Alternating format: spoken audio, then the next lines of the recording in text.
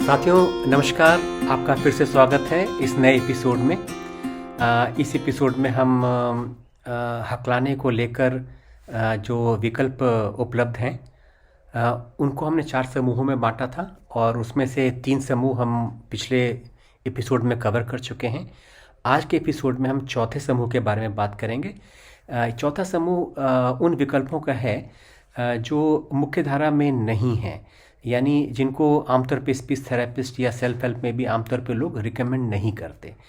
लेकिन ये आइडियाज़ जो हैं अपने आप में ऑफ बीट तो हैं, मगर बैड साइंस या सुपरस्टिशन नहीं है, तो इनको भी थोड़ा गंभीरता से सोचने समझने की ज़रूरत है। तीसा ने पिछले कई वर्षों में कई हकलाने वालों से एक अनौपचारिक बातचीत करी है कि उन्हें किस चीज़ से फ़ायदा हुआ है और उसको फिर हमने थोड़ा समझने का प्रयास किया है। मैंने और डॉक्टर अमित बजाज ने इनके ऊपर काफ़ी चर्चा करी है इन विकल्पों पे, और हमारा ये मानना है कि इन विकल्पों के पीछे रैशनल या कोई साइंटिफिक बेसिस ज़रूर है। बस ये है कि ये अकेले इनके ऊपर निर्भर करना बहुत अक्लमंदी ना होगी। इनको अन्य तरीकों के साथ मिलाकर इनका अभ्यास करना एक अच्छी रणनीति हो सकती है। जैसे मैं उदाहरण दूँ, हमने इसमें एक विकल्प है ट्रैवल करना, बैकपैकिंग, ट्रैकिंग, ट्रैवल। तो अकेले वो करने से आपको जितना फ़ायदा होगा उससे कहीं ज़्यादा फ़ायदा होगा अगर आप इसके साथ में एक ब्लॉक करेक्शन टेक्निक भी सीख लें। तो अगर आप ट्रैवलिंग का आपको शौक़ है तो ज़रूर उससे आपके कम्युनिकेशन स्किल डेवलप होंगे, मगर मन में फिर भी डर रहेगा कि किसी दिन मैं अटक गया तो क्या होगा। इसलिए ज़रूरी है कि उसके साथ साथ आप थोड़ा सा पुल आउट करने का अभ्यास करें, थोड़ा पॉजिंग को भी जान लें। और ये तमाम विकल्प जो हैं ये मुख्यतः 3 क्षेत्रों से निकल कर आए हैं। एक तो लाइफस्टाइल, कि हम जानते हैं कि अगर किसी चीज़ को हम अपनी लाइफस्टाइल में शामिल कर लें तो वो लंबे समय तक उसको फॉलो करना आसान हो जाता है। और दूसरा ये कम्युनिकेशन साइंसेज में से कुछ चीज़ें निकल कर आई हैं, कुछ विचार जैसे थिएटर। और तीसरी बात है कि पॉजिटिव साइकोलॉजी के फील्ड से हमने कुछ विचारों को लिया है जो इस विकल्प के पीछे सिद्धांत के रूप में इस्तेमाल होते हैं। तो ये किसी विशेष क्रम में नहीं है। हम शुरुआत करते हैं ध्यान से, क्योंकि ध्यान हिंदुस्तान में, एशियन कंट्रीज़ में ध्यान का काफ़ी महत्व माना गया है, जीवन शैली का अंग है ये। तो ध्यान आप कोई भी करें, कैसा भी करें और किसी भी समय करें, चाहे 5 मिनट का करें या 1 घंटे का करें, ध्यान हर मायने में आपको फ़ायदा पहुंचाएगा। बस ये है कि वो नियमित होना चाहिए। अगर आप रोज़ कर सकें तो तब जाके आपको उसका फ़ायदा मिलेगा। ध्यान कैसा भी हो सकता है। आप अपनी सांस के ऊपर ध्यान करना सीख सकते हैं, किसी देवी देवता के ऊपर ध्यान आप कर सकते हैं, किसी मंत्र की ध्वनि पे ध्यान कर सकते हैं। बॉडी स्कैन मेडिटेशन भी बहुत लोकप्रिय है और बहुत कारगर है। बॉडी स्कैन को अगर आप सीखना चाहते हैं तो विपासना का एक कोर्स कर लीजिए जो कि पूरी तरह निःशुल्क है, और 10 दिन में आपको अच्छी पकड़ बन जाती है टेक्निक के ऊपर।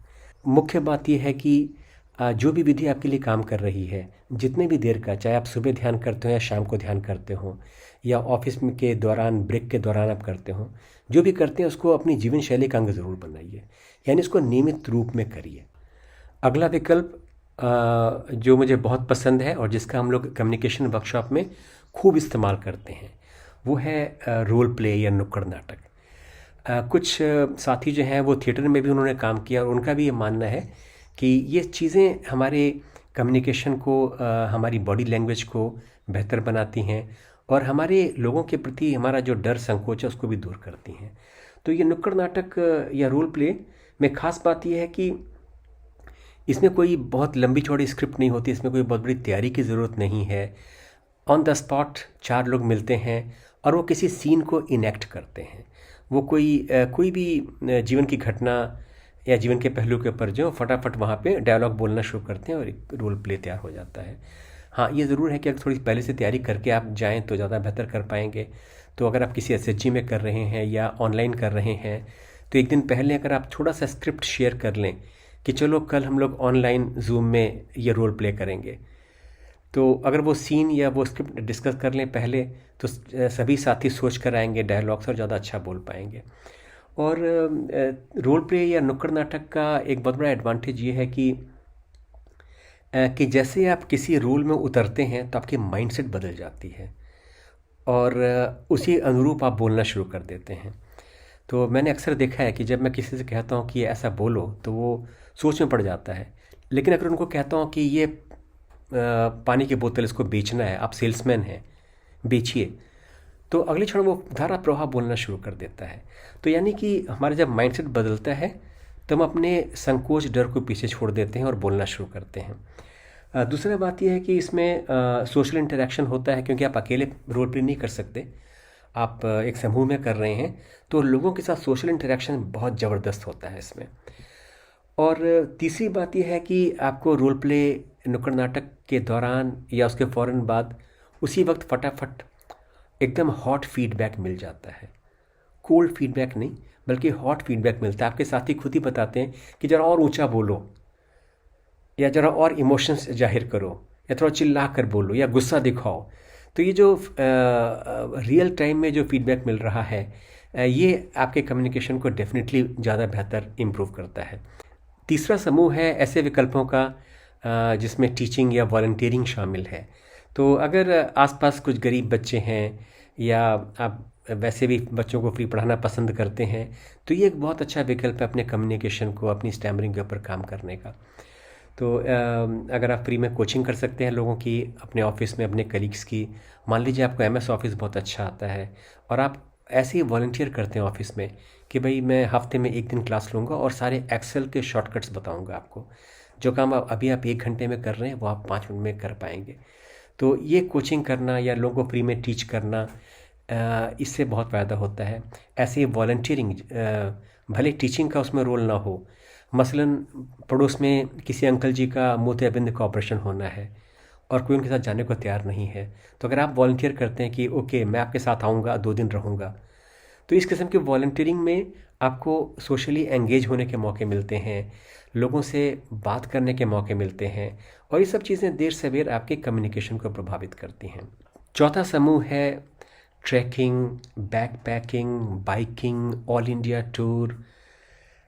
ये चाहे आप अकेले करें या दोस्त के साथ करें, ये हर हाल में आपके कम्युनिकेशन को बेहतर बनाएगा। और इसके लिए रॉकेट साइंस की ज़रूरत नहीं है। आप समझ सकते हैं कि जब आप घर से बाहर निकलते हैं अपनी मर्ज़ी से, किसी ने कहा नहीं है, आप खुद निकल रहे हैं एक एडवेंचर ट्रिप पे, तो आप रास्ते में सारी चुनौतियों को आप खुशी खुशी गले लगाएंगे। स्टेशन पे टिकट खरीदेंगे, पेट्रोल पंप पे जाके पेट्रोल भरवाएंगे बाइक से अगर जा रहे हैं तो, होटल बुक करेंगे, लोगों से रास्ता पूछेंगे, तमाम चीज़ें करेंगे। यानी वो सारी चीज़ें जो सेल्फ हेल्प ग्रुप में आप खुद नहीं करते हैं स्वेच्छा से, या अगर आप थेरेपिस्ट के पास जाते हैं तो वहाँ पे भी थेरेपिस्ट के लाख समझाने पे भी आप शायद 1 या 2 बार ही करते हैं, वो चीज़ें आप इसमें अपने आप करेंगे और बार बार करेंगे और बहुत बार करेंगे। तो घर से बाहर निकलना, ट्रैवल करना, ट्रैकिंग पे जाना, बाइकिंग करते हुए जाना, पूरा स्टेट घूमना, ये सब चीज़ें एक तरह की फंक्शनल स्पीच थेरेपी है। और न केवल स्पीच थेरेपी, बल्कि एक तरह का practical course in problem solving skills. आप समस्याओं को हल करना सीखते हैं, लोगों से मिलना जुलना सीखते हैं। 5वें नंबर पे जो विकल्प हैं उनको मैं मोटा मोटा 2 कैटेगरी में बांटना चाहूँगा। एक तो है एडवेंचर स्पोर्ट्स और दूसरा है मार्शल आर्ट्स। एडवेंचर स्पोर्ट्स में क्या होता है कि हम अपने डर और संकोच के ऊपर विजय पाना सीखते हैं। अगर आपने एक बार बंगी जंपिंग किया हो तो आप हमेशा के लिए आपको समझ में आ जाएगा कि अगली बार प्रेजेंटेशन में जो मुझे डर लग रहा है उसके ऊपर कैसे विजय पानी है। इसी तरह से मार्शल आर्ट्स है। मार्शल आर्ट्स में फिज़िकल फिटनेस डेवलप होती है और बहुत सी मार्शल आर्ट्स में, जैसे जूडो कराटे में ब्रीदिंग का एक स्पेशल रोल होता है। जब आप पंच करते हैं तो सांस बाहर निकालते हैं, जब आप पंच अपनी तरफ खींचते हैं तो सांस अंदर लेते हैं। इन सब का एक काफ़ी बड़ा रोल है और आप अपने सांस के प्रति और ज़्यादा सचेत और जागरूक हो जाते हैं।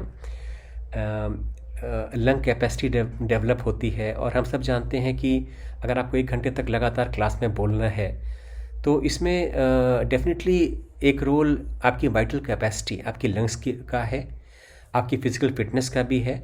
और आखिरी बात कि ये दोनों ही एडवेंचर स्पोर्ट्स हो या मार्शल आर्ट्स हो, ये आपको एक समूह में घुलना मिलना सिखाते हैं, ये सोशली एंगेज करना सिखाते हैं आपको। नंबर 6 पे है गाना गाना। और अगर आप वास्तव में थोड़ा भी इसमें रुचि रखते हो और अगर आप शास्त्रीय संगीत सीख रहे हो या उसका अभ्यास कर रहे हो तो और मज़ा आ जाएगा, क्योंकि शास्त्रीय संगीत या गाना आपको सिखाता है जेंटल ऑनसेट्स के बारे में, एयर फ्लो टेक्निक के बारे में। बगैर ये नाम लिए ये चीज़ें आप खुद ब खुद सीख जाते हैं जब आप आलाप लेते हैं, गाने का अभ्यास करते हैं, ऊंचे सुर निकालते हैं, लोअर नोट्स निकालते हैं। तो गाना, इसके अलावा गाना अपने आप में एक बहुत ही रिलैक्सिंग एक्टिविटी भी है। अगर आप ऑफिस से आने के बाद आधे घंटे भी गाने का अभ्यास करते हैं तो आप बहुत रिलैक्स हो जाते हैं। तो एयर फ्लो टेक्निक हो या जेंटल ऑनसेट्स हो, गाना आपको ये चीज़ें अपने आप ही सिखा देता है। अगला विकल्प है नई सोच को अपनी ज़िंदगी में जगह देना, नई सोच को अपनी चेतना में जगह देना। जैसे कि ये सोचना कि हकलाना अगर एक डाइवर्सिटी है तो उसका क्या मतलब है मेरे लिए। अगर हकलाने को मैं एक डाइवर्सिटी मानूं तो मेरा व्यवहार किस मायने में फ़र्क होगा। इसी तरह से अगर हम ये सोचें कि जब मैं हकलाता हूँ तो मैं अपने को हकला कहता हूँ, और जब मैं फ्लुएंट बोलता हूँ तो मैं अपने को नॉर्मल कहता हूँ। लेकिन जब मैं ये दोनों ही काम नहीं कर रहा, जब मैं एकदम चुप हूँ, तब मैं कौन हूँ, तब मेरी आइडेंटिटी क्या है। तो नई सोच या नई फिलॉसफी आपको हकलाने की मानसिकता से बाहर निकालकर एक झटके में एक नए रास्ते पे ले जा सकती है। मैं एक व्यक्ति को जानता हूँ, साउथ इंडिया से हमारे एक साथी हैं, हकलाने की जद्दोजहद से जूझते जूझते एक दिन वो रमन महर्षि की सोच तक चले गए। रमन महर्षि का जो सेल्फ इंक्वायरी वाला रास्ता था उसको उन्होंने एक्सप्लोर करना शुरू किया कि जब मैं हकलाता हूँ तो मैं हकलाने वाला व्यक्ति हूँ, मैं PWS हूँ, और जब मैं नहीं हकला रहा हूँ, और ऐसा होता है कि हम हमेशा नहीं हकलाते, जब हम नहीं हकला रहे तब हम नॉर्मल इंसान हैं, लेकिन जब हम चुप हैं एकदम स्वेच्छा से, तब हम क्या हैं, तब हमारी पहचान क्या है। तो हु एम आई, मैं कौन हूँ, बोलने, मौन, इसके परे, इस शरीर के परे, इस मन के परे मैं कौन हूँ। ऐसे करते करते करते वो एक गहरे ध्यान में गए जहाँ पे उनकी बात समझ में आई कि हकलाना या अच्छा बोलना, प्रोग्रामर होना या इंग्लिश बोलना, ये सब चीज़ें बहुत ही सतही उपलब्धियाँ हैं। These are very superficial achievements, और इनको लेके इतना ज़्यादा परेशान होना या बहुत ज़्यादा खुश हो जाना अक्लमंदी नहीं है। तो आप भी अपने आप से पूछिए कि हकलाने के बारे में मैं पिछले 20 सालों से एक ही ढंग से सोच रहा हूँ कि कैसे मैं इस मुसीबत से छुटकारा पाऊँ, क्योंकि ये मुसीबत है। क्या इसके अलावा भी कोई तरीका हो सकता है हकलाने के बारे में सोचने का, हकलाने के परे? लीक से हटकर की श्रेणी में एक विकल्प और है, वो है self help books, self help videos, self help movies, जैसे अनस्पीकेबल डॉक्यूमेंट्री। बहुत सारी साइट्स हैं, बहुत सारी वीडियोस हैं, बहुत सारी PDF फाइल्स हैं जो हकलाने के बारे में एक नया दृष्टिकोण पेश करते हैं। तो इनको पढ़ना, इनके साथ एंगेज करना, ये भी एक तरीका हो सकता है अपने आप को बदलने का। इसमें बस हमें ध्यान इस बात का देना है कि इंटरनेट भरा पड़ा है ऐसे वीडियोस और ऐसे मैसेजेस से जो हकलाने को लेकर पुराने दकियानूसी स्टीरियोटाइप्स को ही प्रमोट करते हैं, जो बार बार ये मैसेज आपके अवचेतन मन को देते हैं कि हकलाना बहुत बुरी बात है, कुछ करो इसके लिए, चाहे कितना पैसा भी लगे। तो इस किस्म के जो दकियानूसी स्टीरियोटाइप्स हैं, इनसे बचने का हमें प्रयास करना है। तो जब आप वीडियोस देख रहे हैं, PDF फाइल्स डाउनलोड करके पढ़ रहे हैं, तो थोड़ा सोचिए कि क्या ये उन्हीं विचारों को रिहैश करके हम मुझे पेश कर रहे हैं, क्या इनमें कुछ नया भी है, हकलाने को लेकर इसमें किसी नए दृष्टिकोण के बारे में बात हो रही है या नहीं। और इस कड़ी में जूडिथ कस्टर का स्टटरिंग होम पेज एक बहुत ही बेहतरीन रिसोर्स है। यहाँ पे बहुत सी केस स्टडीज़ हैं जहाँ पर लोगों ने अलग अलग रास्ते अख्तियार करे हकलाने की मानसिकता से बाहर आने के। सो पाथ टू रिकवरी एक उसमें एक पेज है, जो इस बारे में बड़े रोचक आइडियाज़ आपको दे सकता है। तो उसको आप ज़रूर ट्राई करिए। इसके अलावा भी आपके पास कोई अगर लीक से हट के नया आइडिया है हकलाने से निपटने के लिए, तो ज़रूर आप उसको तीसा के टेलीग्राम ग्रुप में शेयर करिए और लोगों से पूछिए कि ये आइडिया कितना अच्छा है, कितना कारगर है। क्योंकि हर नया आइडिया अच्छा हो ये ज़रूरी नहीं है। कुछ आइडियाज़ ऐसे भी हैं जो लीक से हटकर हैं और प्रॉब्लमेटिक भी हैं, जैसे फिंगर टैपिंग या हेड शेकिंग। इसके पीछे वजह ये है कि हम सब जानते हैं कि आवाज़ निकलती गले से है और रुकती भी यहाँ पे है। तो कोई विधि अगर यहाँ पर काम नहीं कर रही है तो बहुत बड़ा खतरा है कि वो एक सेकेंडरी बिहेवियर बन जाए। तो जब हम बात कर रहे हैं, अगर हम फिंगर टैपिंग कर रहे हैं, भले हम छिपा के कर रहे हों, तो कई बार वो एक सेकेंडरी बिहेवियर बन जाता है। और एक समय ऐसा आता है कि अगर आप फिंगर टैप ना कर पाएँ किसी वजह से, मान लीजिए आपके दोनों हाथों में फाइल्स हैं, पेपर है, सेल फोन है या कोई चीज़ दूसरी चीज़ है, तो आप पाते हैं कि आप बोल नहीं पा रहे हैं फ्रीली। तो जाहिर बात है कि जहाँ पे रुकावट है वहाँ पर काम करने वाली विधियाँ ज़्यादा अच्छी होंगी। तो अगर यहाँ पे प्रॉब्लम है और यहाँ पे अगर आप पुल आउट कर रहे हैं, ब्लॉक करेक्शन कर रहे हैं, इस टेंशन को रिड्यूस कर रहे हैं और बोलने का प्रयास कर रहे हैं, तो ये डेफिनेटली एक बेहतर तरीका है। मगर अन्य विधियाँ जो यहाँ से हटकर कहीं और काम कर रही हैं, उनमें एक प्रॉब्लम है कि वो सेकेंडरी बन जाती हैं। और दूसरी प्रॉब्लम ये है कि वो हमारे मन के अंदर छिपे हुए डर, शर्म और गिल्ट को कम नहीं कर रही। डर फिर भी जस का तस रहेगा। तो मुझे कुछ साथियों ने ऐसा फीडबैक दिया है कि उन्होंने ये विधियाँ इस्तेमाल करी, मगर मन में डर आज भी उतना ही है और ये फिक्र हमेशा रहती है कि अगर मैं ब्लॉक में चला गया तो क्या होगा। तो इसलिए हर विधि सही हो, उससे आपको फ़ायदा हो जाए, ये ज़रूरी नहीं है।